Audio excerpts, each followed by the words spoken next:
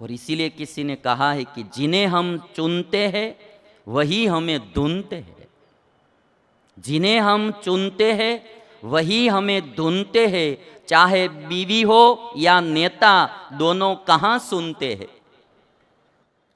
चाहे बीवी हो या नेता दोनों कहाँ सुनते हैं।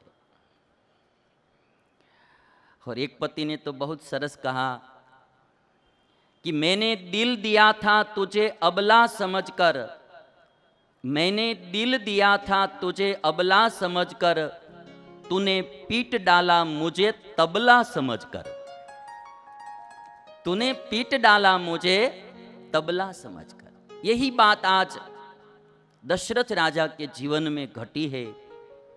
बहुत बार समझाया किंतु कई समझती ही नहीं है। शादी से पहले तो आदमी को, पुरुष को बहुत हर्ष होता है कि शादी हो जाएगी, पत्नी आएगी, सुख से रहेंगे, चैन से रहेंगे।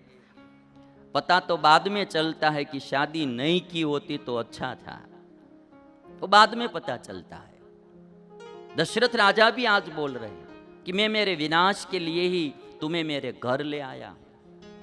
ये कथाएं सुनकर हमारे जीवन में यदि कुछ ऐसा हो रहा है तो परिवर्तन करना है।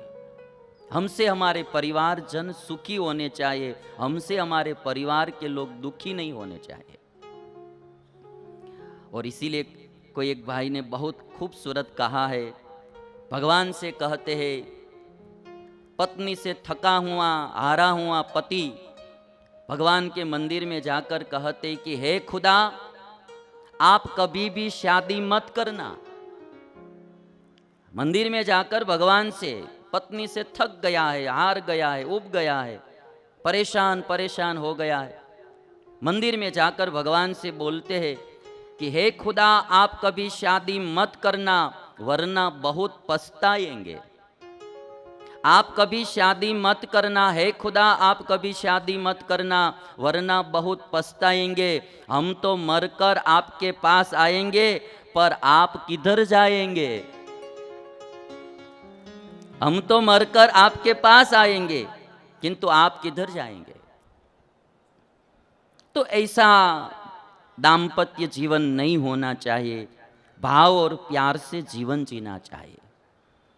इसलिए कहा जाता है कि विवाह करना वो पार्ट ऑफ लाइफ है, लाइफ का एक पार्ट है विवाह करना। शादी करना वो एक लाइफ, जीवन का एक भाग है।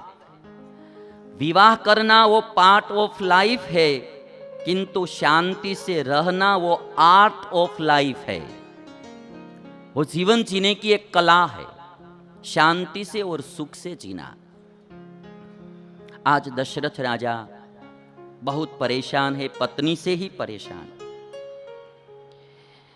एक पति बहुत परेशान रहता था अपनी पत्नी से, तो एक दिन बोला कि मुझे लॉटरी लग जाए तो तुम क्या करोगे। तो पत्नी ने कहा कि मैं आधा पैसा लेकर, आधे रुपये लेकर मेरे मायके चली जाऊंगी। तो पति ने कहा कि लो, 100 रुपये की लॉटरी लगी है, 50 लो और चल पड़ो। 50 रुपये की लॉटरी लगी है, 100 रुपये की, 50 लो और चल पड़ो। तो आजकल हम देखते हैं जीवन में कैसे पति के साथ जीना, कैसे पत्नी के साथ जीना, कैसे भाई भाई को जीना, वो लोग भूलते जा रहे हैं।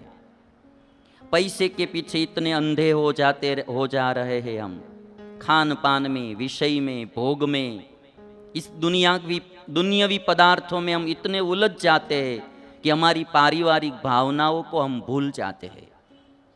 सबसे पहले परिवार जन हमसे सुखी हो ऐसा जीवन जीना, ये वाल्मीकि रामायण हमको सिखाती है। बहुत बार समझाया किंतु ये समझती नहीं है कई। वाल्मीकि रामायण में लिखा है कि दशरथ राजा कोमलता की मूर्ति थे और ये जो कैकेयी थी वो कठोरता की मूर्ति थी। दशरथ राजा कोमलता की मूर्ति थे, एकदम कोमल थे, सामने कैकेयी उतनी ही कठोर थी, कोई रीति से समझती नहीं थी। बहुत मनाने पर कैकेयी न मानी। तब दशरथ राजा ने कहा नृशंसे दुष्टचारित्रे कुलस्यास्य विनाशनी किं कृतं तव रामेण पापे पापम मयापि। दशरथ राजा बोलते हैं कि हे कैकेयी, तुम पापिणी हो, तुम कुल का विनाश करने के लिए तैयार हुई हो। राम ने क्या पाप किया है कि तुम राम को वनवास दे रही हो? मेरी क्या गलती है, मैंने क्या पाप किया कि तुम मुझे भी इतना दुख दे रही हो? दशरथ राजा बोलते हैं धिगस्तु योषितो नाम, धिगस्तु योषितो नाम शठा स्वार्थ परायणाः न ब्रवीमि स्त्रियः सर्वा भरतस्येव मातरम्। दशरथ राजा कहते हैं कि नारी को धिक्कार है जो स्वार्थ परायण है, जो स्वार्थ परायण जीवन जीती है, ऐसी नारी को धिक्कार है। दशरथ राजा बोलते हैं कि मैं सब स्त्रियों को नहीं कहता हूं, किंतु भरत की मां कैकेयी को कहता हूं, जो अपना स्वार्थ सिद्ध करने के लिए पूरे परिवार को दुखी करे, ऐसी स्वार्थ परायण स्त्री को मैं कहता हूं कि ऐसी स्त्री को धिक्कार है। कभी कभी पुरुष हो या स्त्री अपना स्वार्थ सिद्ध करने के लिए पूरे परिवार को दुखी करते हैं।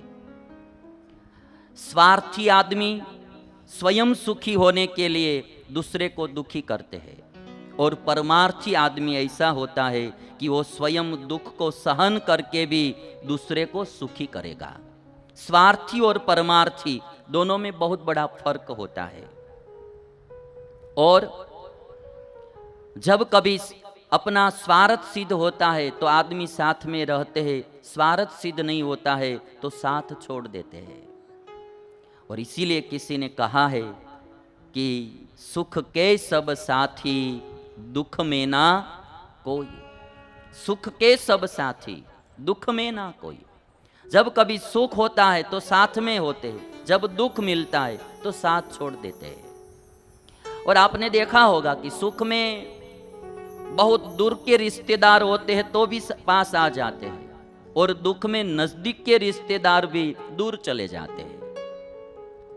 सुख होता है ना तो दूर दूर के रिश्तेदार भी हमारे पास आते हैं, और जब हमारे पास दुख होता है, हम दुखी होते हैं, हमारी पोजीशन ठीक नहीं होती है, तो नजदीक वाले भी पास में नहीं आते हैं। और इसीलिए कहा सुख के सब साथी दुख में ना